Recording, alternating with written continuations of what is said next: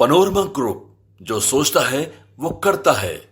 नमस्ते, आपने देखना शुरू कर दिया है न्यूज हाट। मैं हूं कुमोद कुमार। दिल्ली के हर दिन की तरह आज हम फिर से हाजिर है। आखिर दिल्ली में क्या हो रहा है, राजनीतिक घटनाएं, आखिर सोनिया गांधी और रॉबर्ट वाड्रा को क्यों ईडी ने फिर से सम्मन भेजा, इसको लेकर हम भी विस्तार से बताएंगे।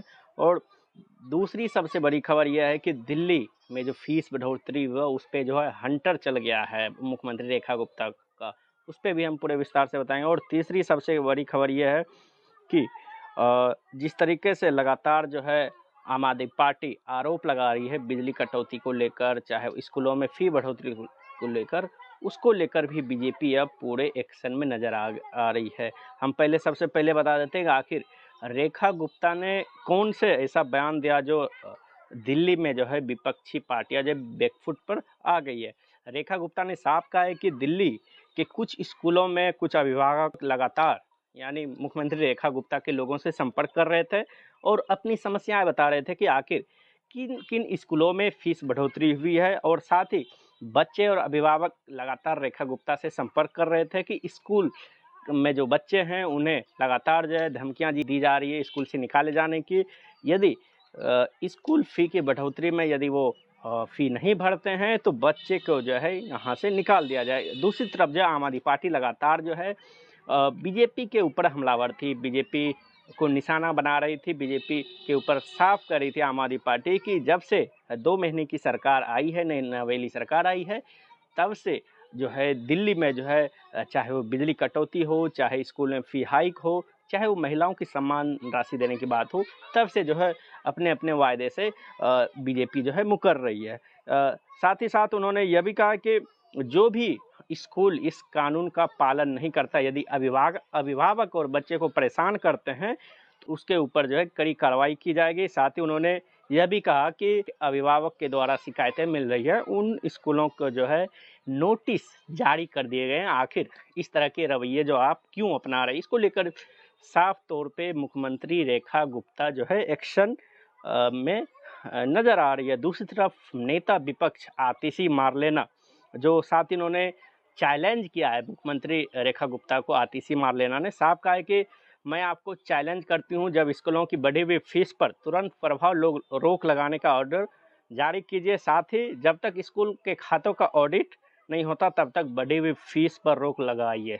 इन्होंने साफ मांग किया है कि स्कूल की जो फीस बढ़ोतरी हुई है, आप जो है स्कूल के बैंक अकाउंट की डिटेल जो है इसको ऑडिट करवाइए, जांच करवाइए, तभी पता चलेगा कि किन किन अभिभावकों से कितने पैसे लिए गए हैं। साथ ही इन्होंने कहा कि बीजेपी पर सीधा आरोप लगाया कि क्या बीजेपी स्कूलों से साठगांठ कर रही है, इसीलिए इस तरह के ऑर्डर नहीं निकाले जा रहे। दूसरी तरफ जो है बीजेपी ने भी हमला बोला है। बीजेपी ने साफ कहा है कि किस तरीके की राजनीति आम आदमी पार्टी कर रही है, जब 10 वर्षों की सरकार में जिस तरीके से स्कूलों के हालात बद से बदतर हुए, क्यों नहीं उस समय जो है स्कूलों के फीस बढ़ोतरी पर कंट्रोल कर पाए। यदि फीस बढ़ोतरी के मामला यदि कोर्ट जाते थे तो क्यों जो है जो फैसला आता था वो स्कूल के पक्ष में आता था। इसको लेकर कहीं ना कहीं बीजेपी अब सवाल खड़े कर रही है। तो जाहिर सी बात है इसको लेकर कहीं ना कहीं बीजेपी जो है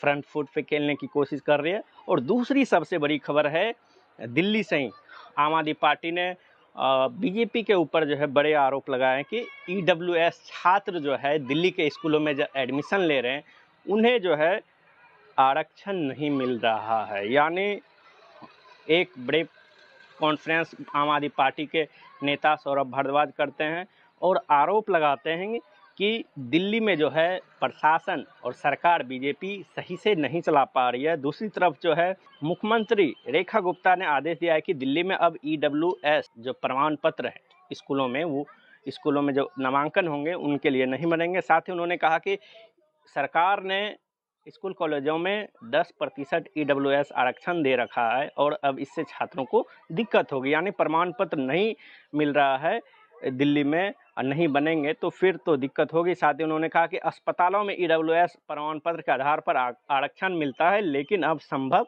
नहीं हो पाएगा।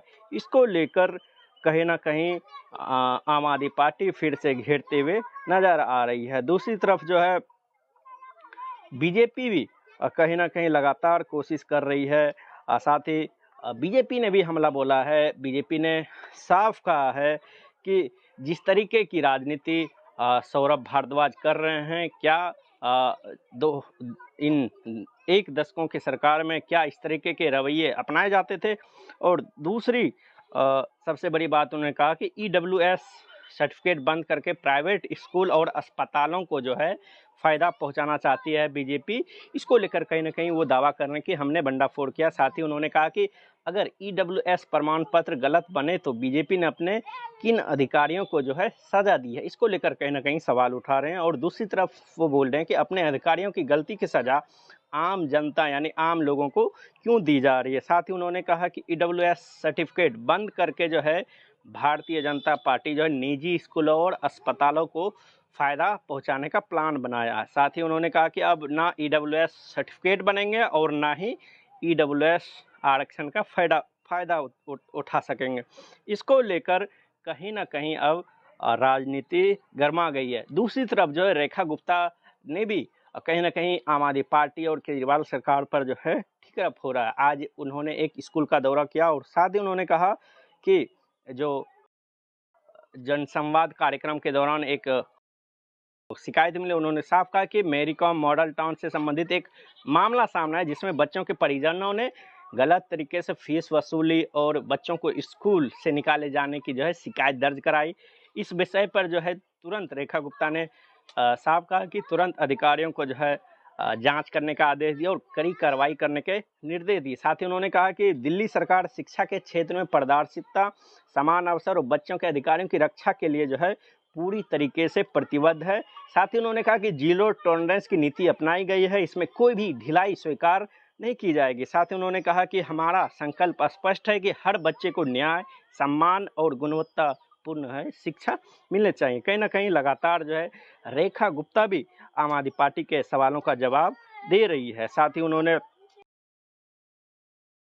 रेखा गुप्ता के जवाबों का जो है फिर से आम आदमी पार्टी ने पलटवार किया। उन्होंने साफ कहा कि कुछ स्कूलों के अभिभावक के बच्चे जो है लगातार जो है शिकायत कर रहे हैं, लेकिन कुछ लोगों से नहीं होगा। पूरे दिल्ली में जो स्कूलों पे है उस पर जो है एक्शन लिया जाना चाहिए। साथ ही उन्होंने कहा कि बीजेपी की तरफ से साफ कहा गया कि आम आदमी पार्टी के पास किसी भी तरह का कोई मुद्दा नहीं है, इसीलिए वो बच्चों को जो है बच्चों की को लेकर जो है दिल्ली में जो है राजनीति कर रहे हैं। दूसरी तरफ जो है रेखा गुप्ता ने साफ कहा है कि कुछ स्कूलों और बच्चों के अभिभावक लगातार जो मुझसे मिल रहे हैं और अपनी समस्याएं बता रहे हैं। और यह बात पक्की है कि किसी भी स्कूल में अभिभावक हो चाहे बच्चे हो, वो परेशान करने और निकालने की धमकी देना, जब फीस लगातार जो बढ़ोतरी की बात कर रही है वो हमें शिकायत करें और हम उस पर कार्रवाई करेंगे। यदि वो सही पाया जाता है तो उससे जो है इस धमकी का जो है अंजाम भुगतना होगा इन स्कूलों को। इसको लेकर कहीं ना कहीं राजनीति फिर से गर्मा गई है। साथ ही साथ तीसरी सबसे बड़ी खबर है इलेक्ट्रिक व्हीकल्स को लेकर। दिल्ली में जो है अब सीएनजी व्हीकल्स जो है अगस्त के बाद जो है रजिस्ट्रेशन नहीं होगा और सीएनजी व्हीकल्स जो है अब आपको नहीं मिलेंगे। यानी सरकार ने नई पॉलिसी बनाई है, इसमें जो है 95% जो है वाहन 2027 तक जो इलेक्ट्रिक व्हीकल्स आपको दिल्ली में देखने को मिलेगा। साथ ही जो 20 लाख के जो इलेक्ट्रिक व्हीकल्स हैं उस पर जो है सरकार सब्सिडी भी दे रही है। सब्सिडी आखिर कितने की दे रही है, इसको लेकर कहीं ना कहीं अब जो है दिल्ली में इलेक्ट्रिक व्हीकल्स की आहट सुनाई दे रही है। साथ ही उन्होंने कहा कि जिस तरीके से लगातार दिल्ली में प्रदूषण बढ़ रहे हैं, इसको लेकर कहीं ना कहीं अब दिल्ली की बीजेपी सरकार एक्शन मोड में नज़र आ रही है। आपको बता दें कि अलग अलग जगह स्प्रिंकलर जो है और जो स्मॉग गन है उसको भी जो है पूरे साल जो है चलाने के निर्देश दिए हैं। साथ ही उन्होंने कहा कि जो अगस्त का महीना होगा उसके बाद से जो है इलेक्ट्रिक व्हीकल्स जो है ज़्यादा से ज़्यादा दिल्ली की सड़कों पे देखने को मिलेगा। दिल्ली सरकार ने वादा किया है कि 2027 तक जो है 95% तक जो है इलेक्ट्रिक वाहन वो दिल्ली के सड़कों पर दौड़ने लगेगी। सरकारी अधिकारियों के मुताबिक मसौदे की मंजूरी जो है मिलने के बाद परिवहन विभाग इसे अपनी वेबसाइट पर सार्वजनिक करेगा और आम जनता व संबंधित हितधारकों और सुझाव से जो है सुझाव मांगेगा। साथ ही नई नीति के तहत सरकार इस वर्ष जो है लक्ष्य रखेगा 2027 तक जो है 95% जो है इलेक्ट्रिक वाहन जो है वो दिल्ली की सड़कों पर दौड़ेगी, और 2030 तक जो है पूरा प्लान यानी 2025 से लेकर 30 तक जो है पूरी दिल्ली में एक भी सीएनजी और डीजल की गाड़ियां नहीं दिखेगी कमर्शियल। साथ ही आपको बता दें कि पहली इलेक्ट्रिक व्हीकल नीति जो है इसका असर भी देखने को मिल रहा है। 2020 से जो जब आम आदमी पार्टी की सरकार थी तो इलेक्ट्रिक व्हीकल्स नीति लागू की गई थी, जिसका लक्ष्य जो है 2024 में 25% वाहनों को जो है इलेक्ट्रिक बनाना था। हालांकि अब दिल्ली में केवल जो है 10% के आसपास ही इलेक्ट्रिक वाहन चल रहे हैं। इसको लेकर कहीं ना कहीं नई पॉलिसी में आकर्षक कुछ सब्सिडियां दी गई। साथ ही नई पॉलिसी में लोगों के लिए जो आकर्षक सब्सिडी प्रस्तावित है, 20 लाख रुपए तक की जो है इलेक्ट्रिक व्हीकल्स कार पर जो है सब्सिडी मिलेगी। इसके लिए साथ ही महिलाओं को प्रोत्साहित करने के लिए जो है 100 ई दोपहिया वाहन खरीदने वाली महिलाओं को जो है 30,000 यानी 100 जो है दिल्ली में महिला हैं उन्हें इलेक्ट्रिक वाहन यदि खरीदती है तो उस पर जो है सीधे 30,000 रुपये की छूट मिलेगी। साथ ही उन्होंने कहा कि इलेक्ट्रिक वाहनों के रजिस्ट्रेशन में जो है कई बदलाव किए गए। एक आंकड़ा दिया कि नई नीति के तहत अगले साल केवल दोपहिया और ऑटो रिक्शा रजिस्ट्रेशन को प्राथमिकता दी जाएगी, और टैक्सी और कैब सेवाओं को जो है इलेक्ट्रिक मोड में शिफ्ट करने का लक्ष्य रखा गया है। यानी कि अगले साल जो है इलेक्ट्रिक और जो सीएनजी कमर्शियल कार है उसे जो है पूरी तरीके से इलेक्ट्रिक करने का पूरी तरीके से दिल्ली में लक्ष्य रखा गया। तो कहीं ना कहीं दिल्ली में प्रदूषण को लेकर जब सवाल उठ रहे हैं तो सरकार भी अब जो पूरी मोड में दिल्ली को जो प्रदूषण की समस्या है उसको लेकर कहीं ना कहीं अब एक्शन लेने की तैयारी में है। किस तरीके से इलेक्ट्रिक व्हीकल्स की संख्या दिल्ली में ज़्यादा से ज़्यादा हो रही है। और चौथी सबसे बड़ी खबर है कि नेशनल हेराल्ड मामले में जो है कांग्रेस नेता सोनिया गांधी और राहुल गांधी के खिलाफ जो है चार्जशीट दाखिल कर दी गई है। ईडी ने राउज एवेन्यू में जो है इस चार्जशीट को दाखिल किया है, और चार्जशीट में जो है अंतर्राष्ट्रीय कांग्रेस के नेता जो है सैम पित्रोदा और सुमन दुबे और अन्य लोगों की इसमें नाम शामिल है। और चार्जशीट का जो संज्ञान लेने का जो है कोर्ट ने 25 अप्रैल जो है तारीख तय किया। इस पे जो है सुनवाई होगी। जाहिर सी बात है सोनिया गांधी और राहुल गांधी और सैम पित्रोदा और अन्य लोग हैं वो जो है राउज एवेन्यू कोर्ट पहुंचेंगे, और सुनवाई में क्या कुछ होगा ये तो 25 अप्रैल को ही पता चलेगा। और 8 अप्रैल को जो